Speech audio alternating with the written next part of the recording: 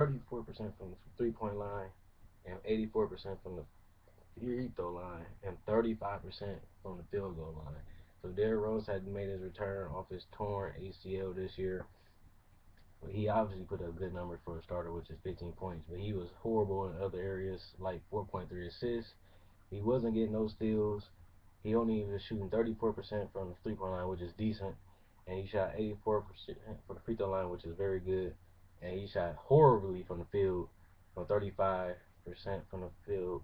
So I'm about to give you what I think he should do when he come back from his torn meniscus in his right knee.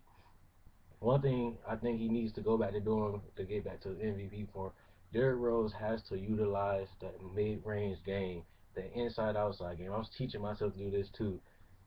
What he has to do is minimize contact with his opponent. He has to allow himself to get easy shots instead of taking a pounding on his body, trying to finish over the top of centers or taller people or trying to recklessly drive. He has to utilize floaters way more often like he used to do. He has to allow himself, he has to dribble his way out and pull up for mid-range jump shots. Floaters, push shots, and high layups is what you need to go for to finish and stay healthy. His mid-range has to improve a lot more than what he's been doing. He gets too close to the basket to force him to finish over the top of center, which kind of that causes a lot of banging and injuries when you play hardball like that. So the way to go is to go back to his MVP form where he was utilizing a lot of floaters and a lot of you see guys 3-point game better. He has to continue to do that.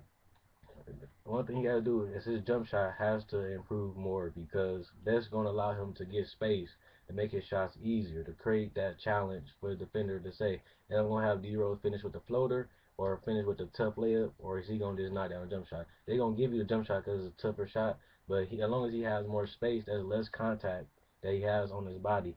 That's why he's been getting injured. He plays too reckless in the paint and too much contact with his opponent. He has to play contact free basketball. I know it's impossible to do that in basketball, but he has to get as much space as he needs to get his shots off. Kind of like Dwayne Wade. He need to translate his game to more of the D Wade of now. Get into the paint and finish on fast breaks and dunks and get score during the spacing of the floor. Don't try to always create isolation plays. Try to get the ball and try to finish it. Try to dribble already near the paint so you can just get a little shot, bump off and get a little shot up. Don't try to drive to the lane where everybody's looking at you go 105. So that's what Derrick Rose has to do. His 3-point percentage, I want him to get up to 40% because if he's hitting 40% from three, that allows the pressure to be on him because they know he's a knockdown 3-point shooter. 34% is decent because they already respect him as a 3-point shooter, but they're gonna play off of Derrick Rose because they know he likes to finish in the paint. So he has to utilize his 3-point shooting while he off in the injury. He needs to utilize that 3-point shot way more because he's gonna get a lot of open, pretty much open 3-point shots because he got space for going to be known as a slasher. They're gonna play off him a lot. So he got to continue to shoot the three ball, but he has to shoot it at a high clip. So that way they're gonna have to respect him as a shooter too, which makes it even more difficult to hold their Rose. But the main goal I want him to do is practice on not getting into contact. I know it's gonna be hard for him to do because he's used to doing it, but he has to continue to not get into contact. Whether it's finishing over the top or just dribbling the ball where defenders is all on his body, because that's gonna the force of a player is gonna force you to get injured.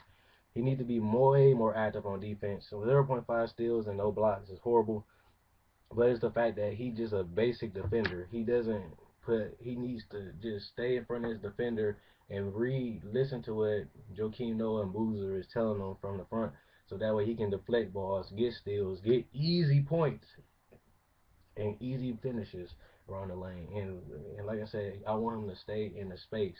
That way he gets enough room to get shots off, get his 3-point shot off, get his floaters off.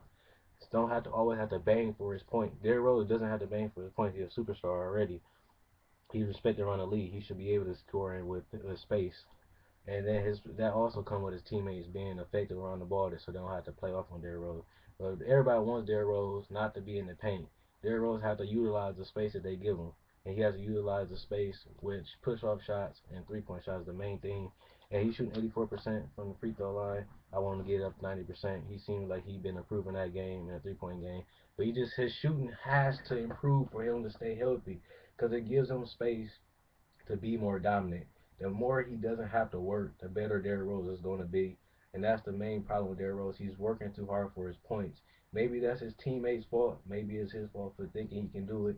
But something has to go. Something has to change for Derrick Rose if he want to stay healthy, if he want to go back to winning MVPs and taking his team to a championship. He has to be able to play through contact like he's been doing, but make the game easier for himself and shoot a higher field goal percentage. So if you like my analysis, like the video, share, comment, and subscribe. Quinny W20 signing out with another NBA.